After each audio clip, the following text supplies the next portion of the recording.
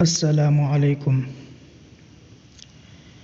آج ہم ذرا نماز کا جائزہ لیتے ہیں کہ نماز کیا ہے اور نماز پڑھنے سے دنیا اور آخرت میں اس کا کیا فائدہ ملتا ہے، اور یہ نماز کتنی اہم عبادت ہے، اس پر اس کا ہم ذرا جائزہ لیتے ہیں۔ دیکھیے، نماز یہ اللہ رب العزت کی سب سے اہم عبادت ہے۔ نماز اللہ رب العزت کو بہت پیاری ہے، اور جو نماز پڑھنے والا ہوتا ہے اللہ رب العزت کو وہ بھی بڑا پیارا ہوتا ہے۔ تمام عبادات کے اندر سب سے اہم عبادت اللہ رب العزت کے نزدیک نماز ہے، اور حدیث پاک کے اندر آتا ہے کہ جو شخص نمازی ہوتا ہے کل قیامت کے دن اس کا ہاتھ، اس کا پیر اور اس کا منہ سورج کی طرح چمکدار ہوگا۔ اسی طریقے سے حدیث پاک کے اندر آتا ہے کہ کل قیامت کے دن میدان محشر میں سب سے پہلی پوچھ نماز ہی کی ہوگی۔ لہٰذا جو شخص اچھی طرح وضو کرتا ہے پھر نماز ادا کرتا ہے تو کل قیامت کے دن اللہ رب العزت اس کے چھوٹے موٹے سارے گناہوں کو معاف کر دیتا ہے۔ تو یہ نماز بہت بڑی اور بہت اہم عبادت ہے۔ یہی وجہ ہے کہ اللہ کے رسول صلی اللہ علیہ وسلم نے ارشاد فرمایا کہ جب تمہارا لڑکا 7 سال کا ہو جائے تو اسے نماز پڑھنے کا حکم دو، نماز کی عادت ڈلواؤ، اور اگر تمہارا لڑکا 10 سال کا ہو جائے تب بھی وہ نماز نہ پڑھے تو اب ایسی صورت میں اس کو مارا جائے گا۔ لیکن شریعت نے ایک حد مقرر کر دی ہے، ایک لمٹ مقرر کر دی ہے کہ چہرے پر نہیں مارو، کہ چہرے پر نہیں مارا جائے گا۔ اسی طریقے سے ایسی مار نہیں ماری جائے گی کہ جس کی وجہ سے بدن پر نشانات پڑ جائے۔ تو کہنے کا مقصد یہ ہے کہ نماز یہ بہت بڑی اور بہت اہم عبادت ہے، اس لیے نماز کی عادت بچوں کو بچپن سے ہی ڈلوانی چاہیے تاکہ جب وہ بڑا ہو جائے تو خود بخود نماز پڑھنے لگ جائے۔ نماز یہ اتنی بڑی اہم عبادت ہے، اس کا اندازہ ہم اس چیز سے لگا سکتے ہیں کہ نماز کسی بھی حالت میں معاف نہیں ہے۔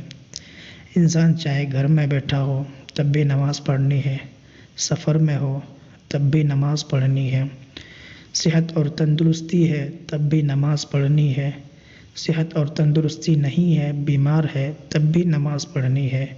بیماری کی حالت میں کھڑے ہو کر نماز نہیں پڑھ سکتا تو بیٹھ کر پڑھے، بیٹھ کر بھی نہیں پڑھ سکتا تو سو کر پڑھے، سو کر بھی نہیں پڑھ سکتا تو لیٹے لیٹے اشارے سے پڑھے، لیکن نماز پڑھے۔ ایسی صورت میں بھی نماز معاف نہیں ہے۔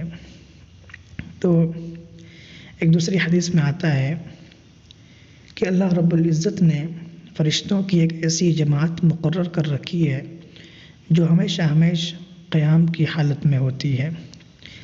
یعنی جس طریقے سے ہم لوگ کھڑے ہو کر نماز میں کوئی سورت پڑھتے ہیں، الحمد شریف پڑھتے ہیں، تو اسی طریقے سے فرشتوں کی ایک جماعت ایسی ہے جو ہمیشہ قیام کی حالت میں رہتی ہے، مطلب تلاوت کر کے اللہ رب العزت کی عبادت کرتی ہے۔ اسی طریقے سے اللہ رب العزت نے فرشتوں کی ایک ایسی جماعت مقرر کر رکھی ہے جو ہمیشہ رکوع میں ہی رہتی ہے۔